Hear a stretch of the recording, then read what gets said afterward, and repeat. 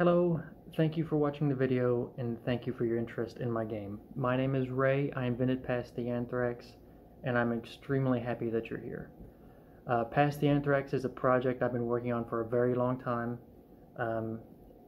I worked on it before, kind of in between work and other things that I had to do, and as time progressed and my vision got worse, eventually at the point where I couldn't work anymore, which sucks, but it also allowed me time to actually sit down and really hammer out the details of this game and work at the bugs out of it.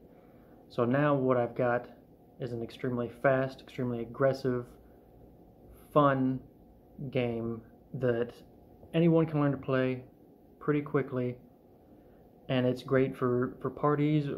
It fills in the time really well, like in between games or while you're waiting for people to show up, or at the end of the night when no one's starting a game. You can play a 6-player game in 15 minutes or less. I can't think of any reason why it should take up to 15 minutes per 6-player game. I'm really proud of how far this has come. I'm really thankful that you're here and interested in it. So what I'm going to do now is I'm going to show you how to play the game, and then I will come back afterwards and talk to you one more time before we go. So here's how to play the game. Hello everyone, today I'm going to show you how to play Past the Anthrax. I apologize for the shaky cam and for the terrible lighting, but I have like zero budget, so I'm doing the best I can here. Basically what you're going to do in order to play, I'll show you how to play a 4-player game. So we need 4 letter cards. One of them you have to make sure is the Anthrax card. Out of those 4, you're going to have to make sure that one of them is the Anthrax. What we're going to do is take those, shuffle them up, and then deal them out 1 to each player. Alright, now that everybody has a letter, what we're going to do is go to the non-letter cards, and we're going to get the appropriate ones for a 4-player game. Which means that you're going to look in this corner here, and anything 4+ and below you will keep, anything above 4+ you will take out. Take out anything above 4+ for a 4-player game, shuffle them up, and then deal 2 to each player. Alright, now that everybody has 2 cards, we're going to determine first player. You can do that by rock, paper, scissors, you can do that by age, however you want to do it. But whoever first player is, follow the folding instructions on your box to create the first player token and set it by your first player. It will move, sorry, camera angles are weird. It'll move around the table to the left. Now, since that's the first player, they will go first. We'll take a look at their cards. Now, if you have an envelope in front of you, you must play at least 1 card.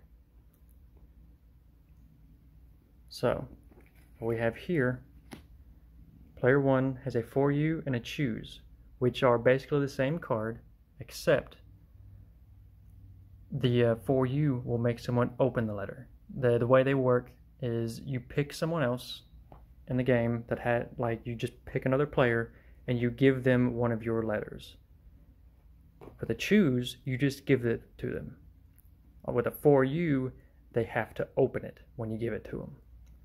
So what they're going to do is try and use that to give this letter to this player.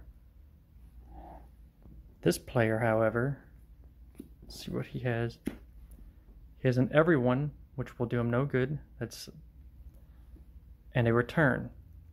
Returns can only be played when someone tries to give you a letter. But when someone tries to give you a letter, if you play the Return, they have to take it back and open it immediately. Fortunately, they survived. They didn't get the Anthrax.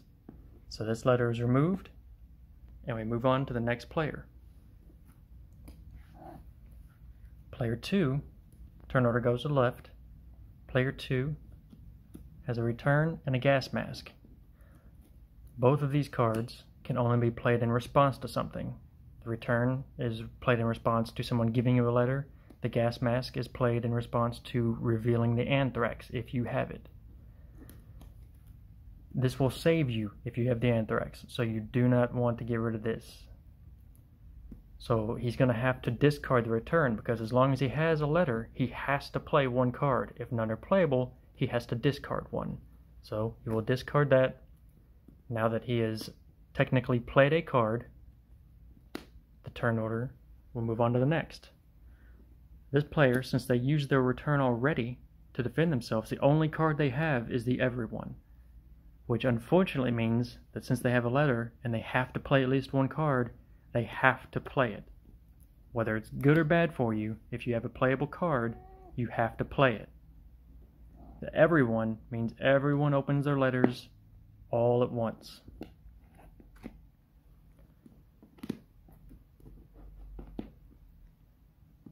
Since he's got the anthrax, normally he would be dead and out of the game. But now he plays the gas mask and he survives. So what we'll do is all the envelopes will come back out. They'll get shuffled again and dealt back out to all the living players. All the cards, all non-letter cards, are passed in, shuffled, and then dealt back out. And essentially we're just starting over from scratch again, but the first player token will shift to the left, ensuring that whoever went first will go last, and then we'll move on to turn 2. Alright, here we are on turn 2. Everyone has a letter again, everyone's got 2 cards, and the first player token has shifted to the left. So now that this player is first player, we'll see what cards they have. They have a left one and a right one. So he's going to move his letter, left one, and try and give it to this player. This player, unfortunately, has nothing to defend against it. So they're going to end up taking that envelope. Now they have 2. So moving on to their turn, since they don't have anything that they can play to move any of their letters, they're stuck opening 2 of them. Since they have to play a card, they've got to play one of these. They can't discard it, they actually have to play it because it is playable. So when they do that, everyone's going to open their letters. Which, since there's only one anthrax, we know that that's the dead player. Now, we know that we actually have a dead player. What we do now is we remove a You Survived card. So now there's only 3 letters in play. Those will get shuffled up and dealt out to the remaining surviving players. Your cards here, you will go and find 3+ cards. Anything above a 3+, you will remove, and then you'll shuffle the 3+ and below cards together, and then deal those out, 2 to each of the surviving players. The first player token will shift to the left, and then we'll just do this all over again until there's 1 player left alive, and whoever that is the winner. It's as simple as that. And that's it. It's really that easy. There may be 1 or 2 things that weren't there that will pop up, but it's all in the instructions. If you have any questions, if anything pops up, feel free to message me, ogdaywalker, daywalker with a 3, at gmail.com, and I will answer any questions that you need answered. You can download a version of the game right now, print it out, play it, share it with your friends, share it with anybody that'll play it with you. Like, I really want it to be successful. I believe in it enough that I'm basically giving it to you for free and hoping that you will donate in exchange. Thank you for checking it out. Thank you for your interest. Thank you for stopping by. And I hope that all of you have a wonderful day.